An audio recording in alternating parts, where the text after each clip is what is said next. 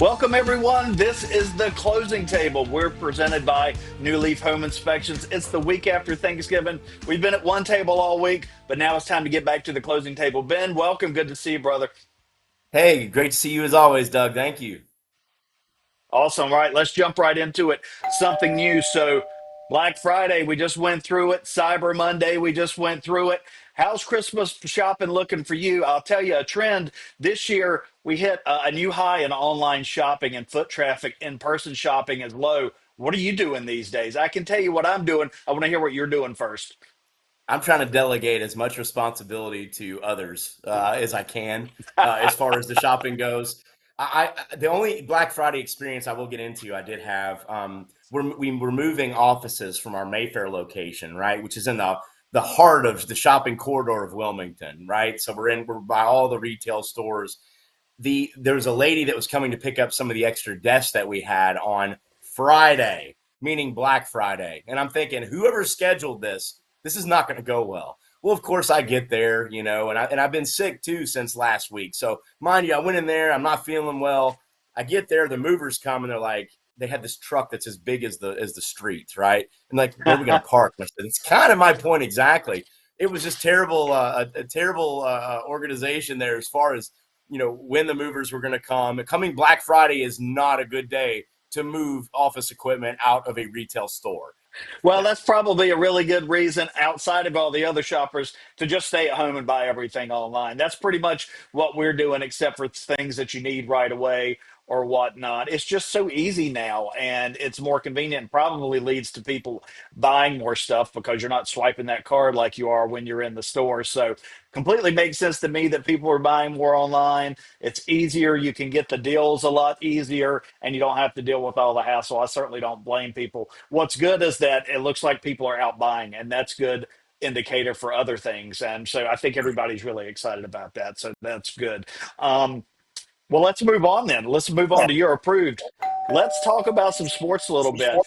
The college football is crazy right now. We know everything going on with the coaching and probably a record year for coaches changing, at least big name coaches changing.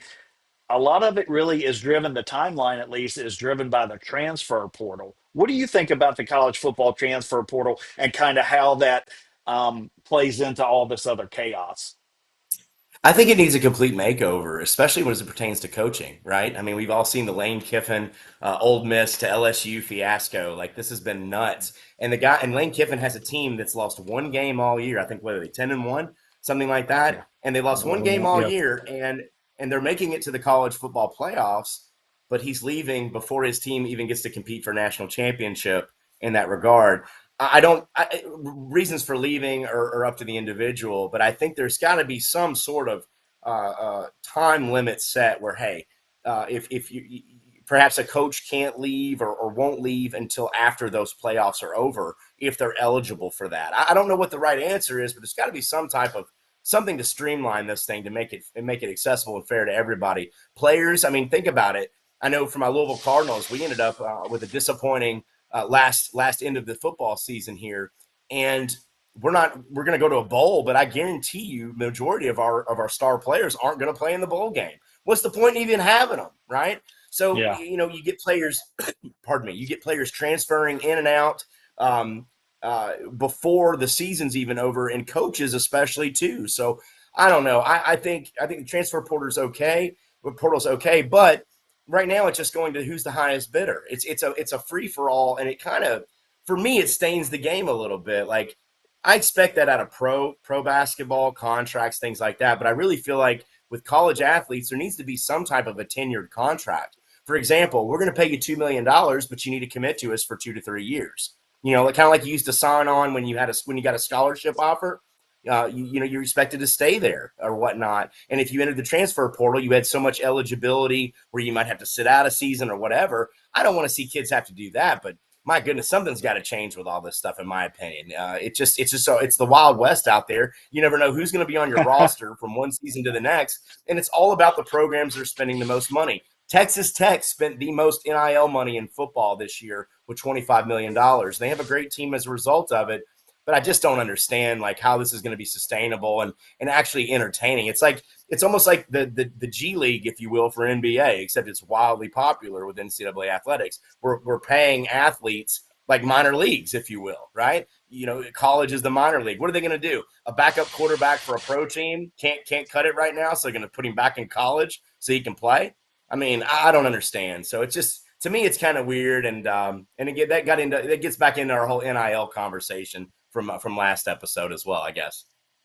Well, my opinion is the problem with the portal is they open it so kids can move over the holidays and reestablish themselves. But to open it when the season is still in effect happening forces these coaches to have to make decisions about making a move because you want to start recruiting to your new school and picking up people in the transfer portal. The reason you can only start the transfer portal so late is because, well, kids have to re-enroll at the next institution that they're going to. So there's a whole lot of moving parts, and that's above and beyond people actually getting paid and all of that stuff. I think the timing of the portal has got to be figured out better so coaches don't have to focus on, hey, I've got to make a decision about my next employer, and I'm making that before my current team is even done playing because it's just so unfair to so many people. And I get it. People are entitled to move for whatever personal reason. That's great. But the way the timing allows makes it a lot messier than it has to be. And I really wish that they could come up with a solution to make that a little bit better.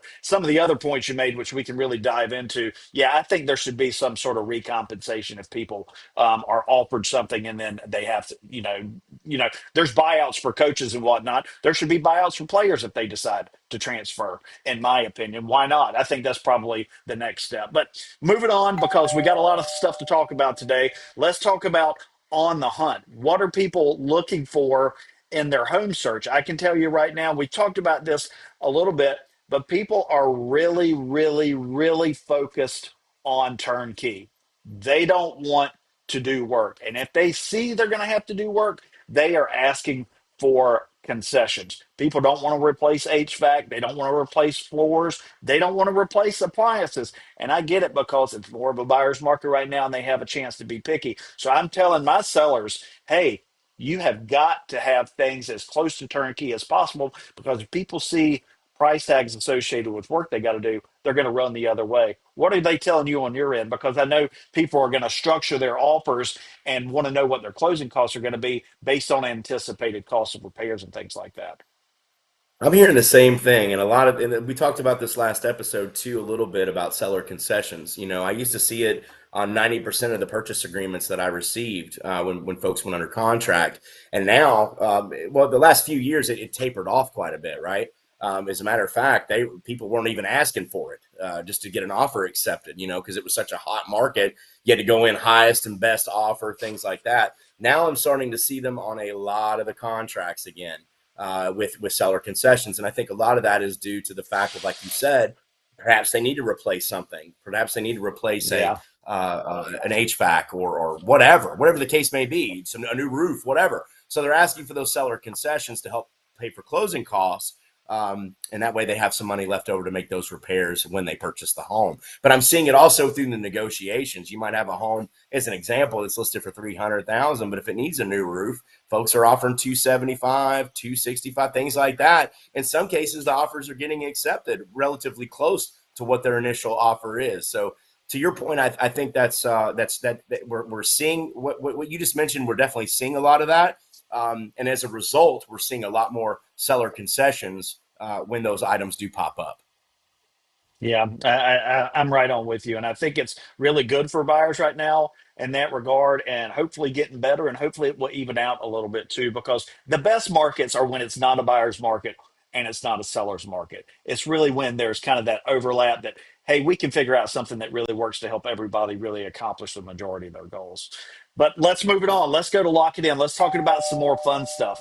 Hey, it's basketball season, and while I love college football, college basketball is what I want to watch. And I know being from Kentucky, that's in your blood, right? You love the Louisville Cardinals basketball team. I love the Wolfpack. God bless. What are you thinking about ACC basketball this year? How do you think it's going to shake out?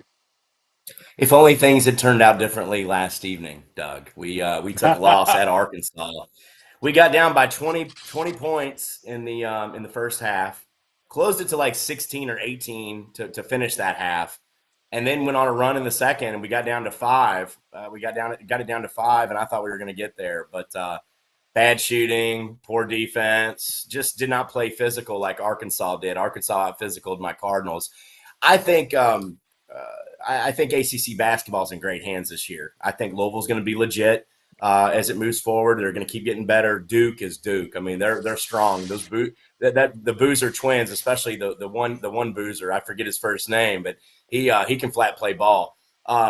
North Carolina went to Rupp and got a big win over Kentucky Yeah, two they nights did. ago. Yeah. That's a big deal. I don't know how we closed out on the ACC SEC challenge or how it ended up after last evening. I know the Wolfpack had a rough game against who'd you all play? Who was it Auburn. last night, Yeah. Doug? Auburn, thank you. But I mean, we're on the road, right? Like we took the road games. It happens. I don't know. I think ACC basketball is in great shape. I do want to give a big shout out to my UNCW Seahawks, who when I moved to Wilmington, North Carolina, I had to adopt a local team. I had to have something to root for, except for a team that's 500 miles away from me in Kentucky. So UNCW got a big win over Marshall, who has a pretty decent basketball team. UNCW beat them by one last evening at home in a very tough, tightly contested game. So the state, but back to the ACC. I think the ACC is the best basketball conference in the country. I don't think it's really close. Yeah. That's just my Yeah. opinion. I think the SEC is down this year as opposed to where it was last year. But the Big 12, they're going to be decent, I guess. What do you think, Doug? That's what we really want to know. What do you think about this? Well, I mean, I'm super biased, and I think the ACC is the best conference, at least top heavy wise. SEC's got some good schools. I think SEC basketball, notwithstanding what happened yesterday, just because of the matchups, I think they're overrated, much like their football is.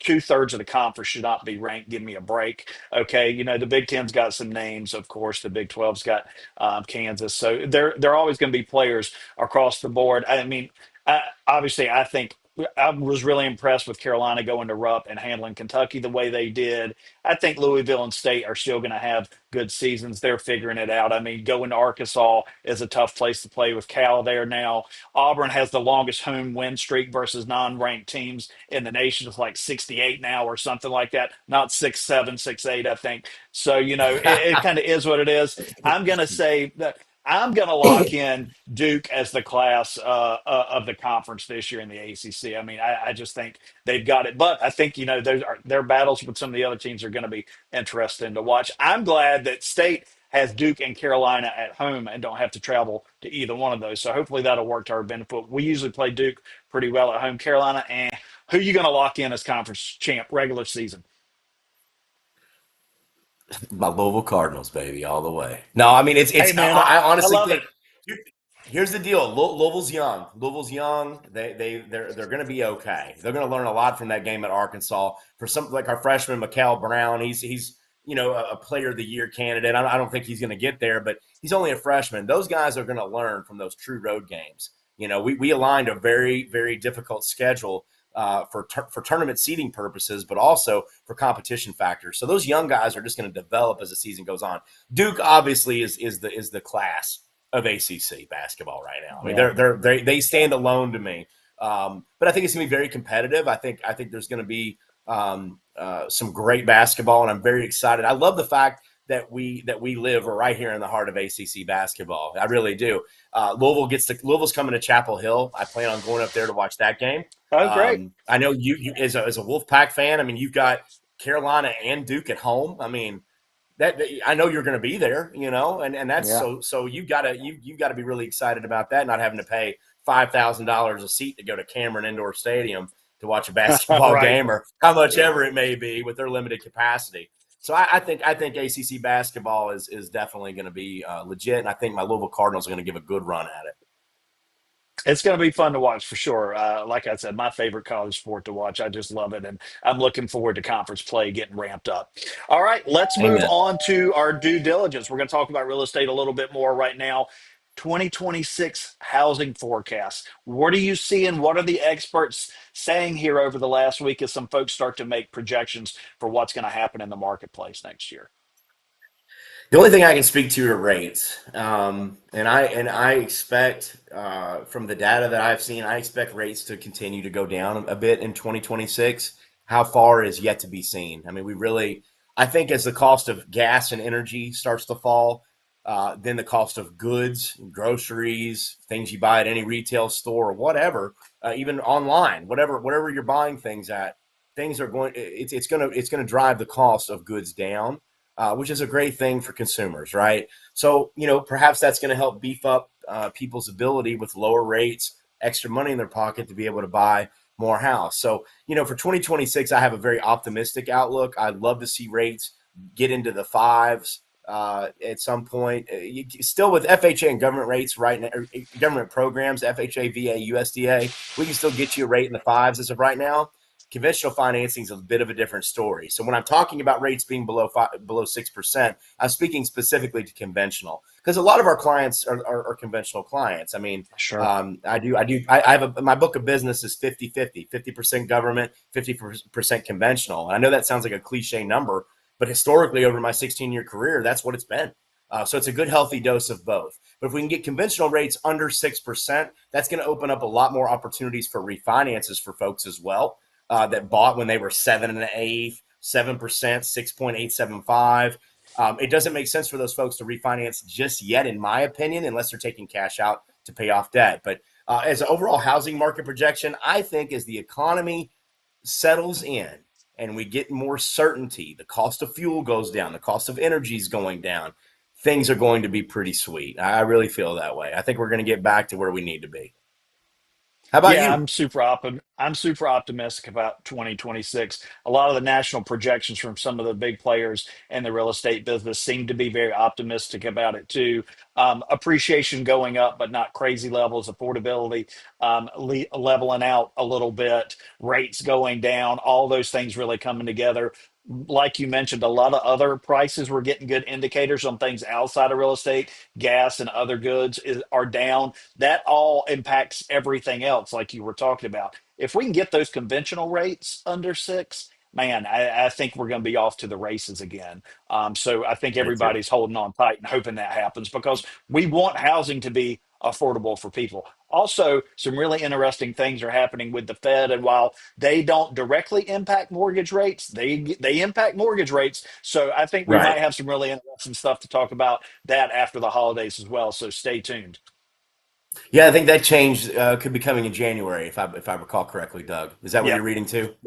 Yeah. yeah, So I'm I I'm think so. excited about that. Let's get somebody in there. I mean, if there's a graph, Doug, there's a chart of all the major countries in the world. All right, where their interest rates sit. Ours are the fourth highest in the world. Why? Why? It doesn't make Great any sense. question. We're the biggest Great economy in question. the world. Why? It's insane the lack of movement that has taken place at the Fed level at this point. And I'll say it out loud. I don't care. I mean, when it affects me and my clients, I have no problem stating facts. Like this is insane Yeah.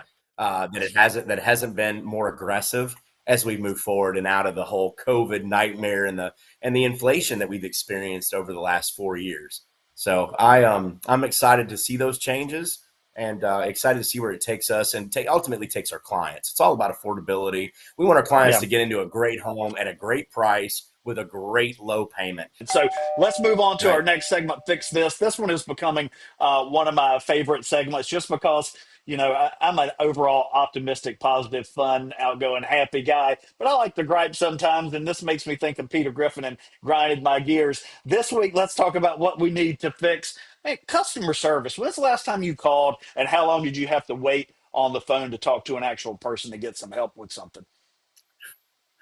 eBay yesterday. Do Oh, you really wow. want me to get eBay. into this story? Do you really want me to Woo, get you into got this 30 story, Doug? seconds. You got 30 Oh, there's no seconds. way I can tell it. Okay, I sold a ball card. I collect sports cards and memorabilia. I sold a Victor Wembanyama rookie card to an individual. I did an auction for it. I paid $70 to have it overnighted to their authentication service, which apparently they're using PSA now. It has been sitting there for 12 days. And all they have to do is look at it and say, okay, this is real. We can release Mr. Hawkins' funds to him and mail the card to the buyer. They still haven't done it. So I got on the phone. I talked to four different people before they finally got me to somebody 45 minutes later that knew what they were doing. And eBay's not the worst customer service place out there. AT&T, you're on my list. You're awful. I can't stand it. Uh, I'm sorry. AT&T doesn't sponsor our show or anything, so I don't have any negative impact by saying that. I've never been on hold for longer with more people I can't understand and do not solve my problem in my life than with that company.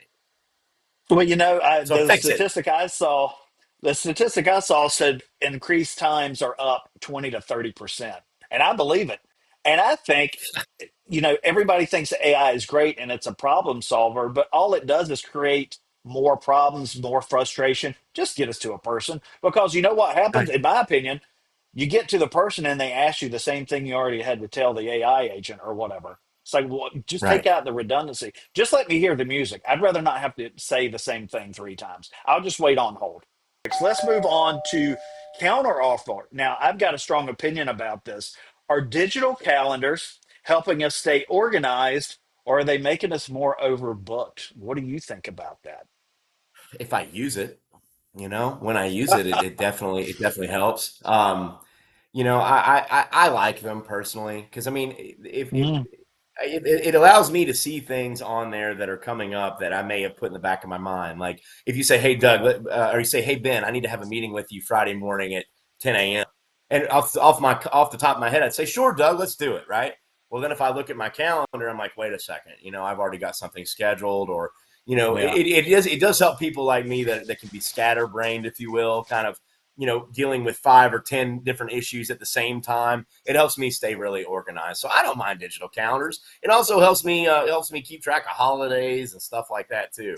You know, as far as like days that perhaps are a day that alone won't fund. Mm. That like a federal holiday that we don't normally think of, like Christmas and Thanksgiving. We all know that. I'm talking about like example Columbus Day or President's Day or something like that. A day where you cannot close and fund on a loan. Those are real important dates for me too to have in my digital calendar. So I like it. What about you? I mean, I live and die by it. I would not keep a paper calendar. There's no way. And it's funny how their brains are so different. My wife, Amanda, I mean, she's got her planner and she looks forward to getting her planner every year so she can pencil in those dates. I'm so far away from that. I would just not make any meetings. I live and die by my daily calendar. I look at it.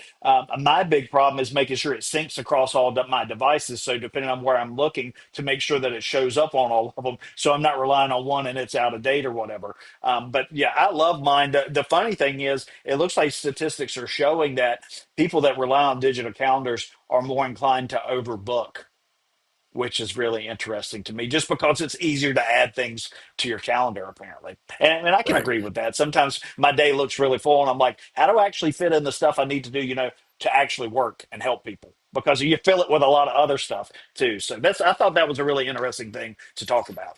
All right, let's move on. Getting local. Holiday lights. I love going and seeing the lights every year. Luke probably loves the lights at his age. I still love the lights at my age. There are some great places around the areas to take the kids to see the lights or just for us to go to see the lights. What do you do? What do you do down in the Wilmington area, Hampstead, for lights? So, in Wilmington, right on College Road, Jeff Gordon Chevrolet puts on one of the best light shows that you'll find. It's. I How mean, I about that? shamelessly plugging a. Yeah, my dad's a Ford retiree, and here I am plugging a Chevrolet dealership. But I'm just saying, like, it is amazing. They actually there's a radio station you can tune to where it syncs up the lights flickering and flashing. Oh, It syncs cool. up to the music on. Yeah, they have like their own little station that does it. It's a really, really solid production. So I got to give them kudos. We also go to Poplar Grove Plantation, which is out here Ah, right past. yep, It's really in Scotts Hill. It's on the way to Hampstead. You know where that is. It's a historic yep. home, but they do a really nice Christmas light production with different floats and Santa's there and all kinds of cool stuff. So you can take a nice tour of those grounds. Um, Light Up Airly, or no, pardon me, not Light Up Airly. Enchanted Airly Gardens Yes. is second to none. It's so legit, but I mean the tickets sell out so fast. You've got to basically know somebody that bought some that either can't go or just wants to get rid of their tickets or what have you because they sell out in like 2 seconds. It's insane. But that Enchanted Air Lee, as far as Wilmington lights go, I don't think there's a better production. I mean, it's sprawled out over all of their land tons of acreage back there. They decorate the beautiful live oak trees that are hundreds of years old. I mean, it's beautiful. So highly recommend Enchanted Air Lee and the other two that I mentioned. How about you, Doug? What you got up in Raleigh for Well, us? I wanted to ask you really quickly, have you ever been to the flotilla at Wrightsville Beach? Yeah, the flotilla is cool, but it's cold on the water typically that time of year. Yeah, I Like I've bet. frozen to death down there. And I mean, I'm not knocking the flotilla, okay? I'm not the flotilla hater. So, Wrightsville Beach people, don't get mad at me about this. It's just not my cup of tea. It's dark. You got 20 boats that are going through there. It's cool. Don't get me wrong. It's an institution here in Wrightsville Beach. You need to go see it. But like Enchanted Air Lee is where I keep calling it Enchanted Air Lee, or whatever it's called. Airlie Gardens has the Christmas lights Yeah. for you, man. It's Yeah. perfect, and you don't have the direct wind from the water cutting you right in half. I've been down to Airlie, Yeah. or pardon me, to Wrightsville, and almost frozen to death a couple times at the flotilla. Ben with the hot take on the flotilla. I love it.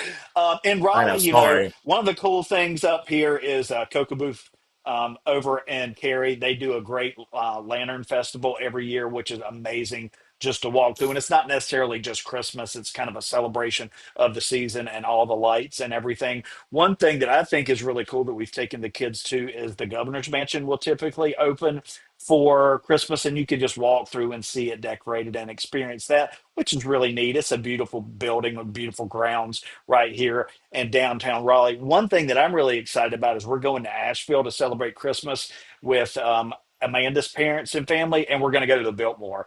And that's not necessarily the Triangle or Wilmington, but it is North Carolina, and that's a Christmas institution in North Carolina. If you've never been to the Biltmore at Christmas, man, add it to your bucket list because it's beautiful. I'm looking forward to going back. It is just way over the top, and it's so cool when it really just kind of drops you into kind of like a season or a feeling of the season and a different time and all that stuff. So really excited for that. Love that.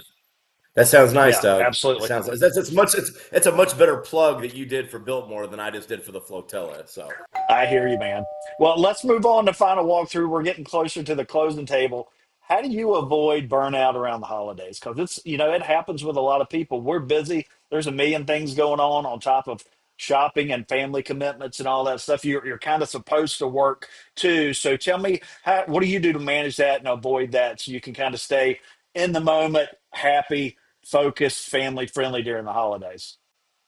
to be honest with you, Doug, like and showing a little vulnerability with myself right now, I like to stay ingrained and busy with work because the way I've done this. I moved here from Kentucky, 15, 16 years, well, 15 years ago, almost 14 actually, and my family's all up there. So my mom and dad do come down to spend Christmas with Luke and I, right? Because they want to see him open up presents around the tree and be a part of that. It does have me think about my childhood and going to my grandmother's house and how much I enjoyed Christmases back home in Kentucky. So for me to Yeah. stay busy and ingrained with work or even going out, I remember there's been a few Christmas Eves that I've actually went down and fed the homeless. And with some of the organizations here locally. And I'm not saying that to act like I'm a saint or whatever, but like doing things to get outside of myself of being of service, whether that's through my work, getting people pre-qualified for their mortgage. That's one thing, but also stepping outside of my own selfish needs or whatnot to go serve other people. That helps me keep Mm. focused because sometimes if I'm sitting around here and like Luke's not with me, he's with his mom's house or something, I'll start thinking, man, it'd be nice to have my family around. And man, I sure miss the good old days of getting the Ghostbusters Ecto 1 for Christmas and the Ghostbusters movie. Like, I remember that Christmas specifically. My grandmother always had this blue Christmas tree. It was blue with white lights. You know what I mean? uh, It's just kind of, which is different, yeah. right? But it just, I don't know. I can get, if I'm not careful, I can find myself getting in a funk of being like, so fond of yesteryear that I almost get depressed, and so I like to stay busy and ingrained with activities to help be of service to others, especially during the holidays when they might not be as fortunate as we are, and things of that nature. So yeah, that's kind of my take on that. How about you, brother? I mean, that's great. This holiday season definitely is a good time to get involved and give back. We like to do things to help out kids. We do like the angel giving tree, stuff like that. at church. We'll definitely go to Christmas Eve service. Always love to do that right before Christmas and just really get in the spirit and feel everything with the, with the Christmas carols and the hymns and everything. That's so great. I try to stay busy too. I think this is the earliest we finished decorating the house. We were done the day after Thanksgiving. Basically, we always go get our tree the day after Thanksgiving. We get it from the farmers market here in Raleigh, which is just up the road, which is great because we're buying a tree from a local, somebody in North Carolina, one of our Christmas tree farmers, which is great to do. And then just try and spend time with family, not distracted. And so we've got a lot of that time planned. I'm having a hard time focusing on work just because I'm focused on a lot of other stuff. But it's good to have those times during the day to make sure that you do allocate time to do that. And I love that too. I'm big on trying to like break my day up into, all right, right now I want to focus on this, right now I want to focus on that. And by kind of trying to stick somewhat to a regular schedule, I think it helps me avoid feeling, too burnout because I'm looking forward to all the things I'm doing because I try to break them up and I don't let them overlap too much where I feel like they're all cascading down on me. You know what I mean? No, it makes sense. As far as burnout goes, I've been sick. Like I feel better today, but I was sick for the past 5 days. So like I'm burned out on not being active and engaged in something. So I think this holiday season, everybody better watch out for me because I'm going to get into everything and anything I can. I got cabin I fever love so it. bad I can't stand it. So anyway, yeah. All right. I love that. Well, let's move on to our last step. It's closing time. How many homes do you think buyers saw on average in 2025 before making an offer? Man, that's a great question, and I know who to ask. Doug, what do you think? What is it? Well, statistics show in 2025, the average buyer views 8 to 10 houses in person before making an offer. And obviously, that's after looking at probably dozens, if not hundreds, online because we're so fortunate now that you can really preview so much online before you make a decision about going. But you think that's higher or lower than you would have guessed? I would have guessed lower. I would have guessed Really? lower, but I think that's a great sign though because there's that many houses on the market to go view. It used to be Doug a few years ago they you list them in 24 less than 24 hours later it's over with. Yeah.